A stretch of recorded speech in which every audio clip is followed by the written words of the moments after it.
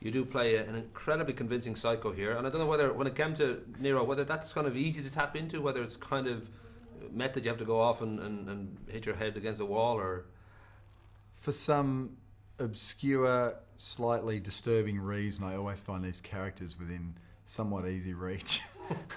It's he's an interesting guy. He's an interesting character, but he's coming from the right place. I think he's got good reason to be angry. Well, there is I guess for some people there is like a tint of Chopper in there, but I don't know how one gets ready. I don't know whether you hang out with Harvey Weinstein, whether you sort of just try and find those sort of reference points that make you feel, well, that these people exist and this is how they live and this is how they act. And I went to the football yesterday. Say no more. When when you're approached for a movie like this, and JJ is a smart man, he's done a wonderful job of kind of revitalising the whole kind of franchise with this movie, but I don't know whether you're kind of have a conversation about how do I play this. Do you want it to be very serious? Do you want it to be slightly panto? Do you is there that sort of discussion, or is it? It's a really good question. No, we didn't essentially discuss how to play him. He really left that to me. I mean, we discussed the character and his origins and the backstory, and I was concerned about that because essentially, this is kind of a hero's movie. It's not really a villain's movie, and there just had to be enough for us to be able to get a sense of Nero. But he was already onto all that, so. No, it was never, he should be at this level or that level. He kind of let me free there. He's a great director in that sense. He's got great ideas and, would rein you in where possible. But, pretty much let the dog off the lead. Back in 1966, young Captain Kirk said it was a 5-year mission to go exploring the universe, but it turned into be 3 years at that point. But it has been going on now for 42 years. I don't know whether all those misadventures and adventures and good movies and bad movies, whether there was any feeling for you to think I should go and check these things out so I know my history, or whether you felt, well, JJ's done all that, he can tell me if I need to know anything. Or yeah, well, I was very familiar with the television series because I grew up with it as a kid. I think there's a fine line between research and preparation, and this was one of those films for me, unusually, where research wasn't vitally important. It was really about bringing the ideas that you had from reading the script and the conversations with the director and what was there, in the story, to try and come up with something interesting, because that's the only way it works. Me being a Star Trek historian was not essentially going to help me play Nero. So in this case, the research side of it wasn't huge. I mean, you still have preparation to do, but not so much, going through every film. Wisely, JJ decided that he wouldn't just go after the comic book guy crowd. He would just make this for all those people who actually don't even know what Star Trek is.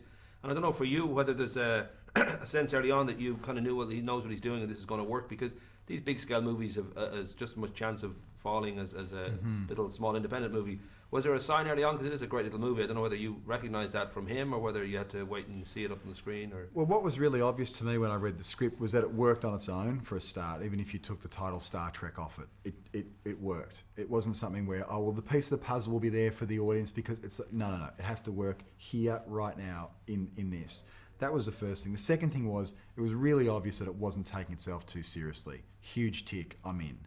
Thirdly, there was a sense of fun and a sense of humour there that, to me, was completely unexpected in this kind of film. And these films have gotten darker and darker and more adult over the last few years, and this was not one of those. This was something that, some kids could go and see. And I saw that as a huge bonus, because essentially it's fun. And when I saw the finished product, I was incredibly relieved, because that humour that I had hoped was there was there in spades.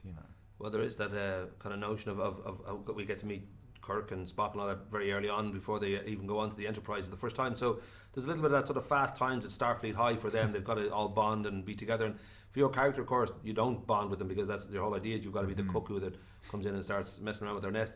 I don't know whether that was something that you kind of needed to push even on the set, that you kind of weren't necessarily going to go, you seem like a guy who probably would go drinking with everybody that is going for a drink, but did you, I don't know whether you felt the need to sort of be outside that little group? Yeah, well, essentially, no, I didn't, on screen, didn't have much time with the core cast, but, a movie like this, you're all in base camp together, so I did get to know a few of them, not all of them, whilst we were shooting. The junket has been an entirely different story. That has been the true Starship Enterprise the last 4 weeks.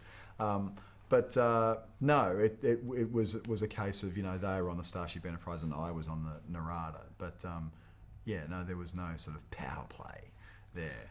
I've got to wrap up soon. You've got funny people coming up, which I think is going to be fantastic, and obviously taps in a little bit to your early days of stand-up and all that. And for Judd, it's kind of autobiographical about his time sharing a place with Adam Sandler. And I'm sure that's going to be a good movie. You've got The Time Traveller's Wife, I think, as well, with the very gorgeous Rachel McAdams.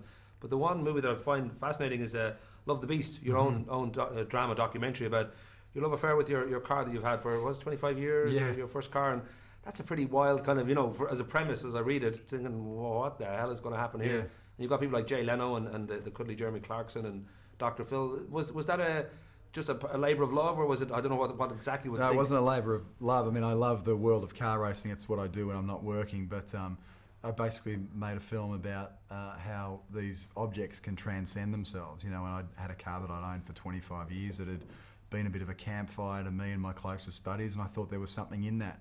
I'm one of these people that firmly believes that hobbies kind of make us tick. So it's sort of a bit of a love letter to anyone who has a crazy passion, whether it be a footy team or a car or a jewellery box or whatever it is.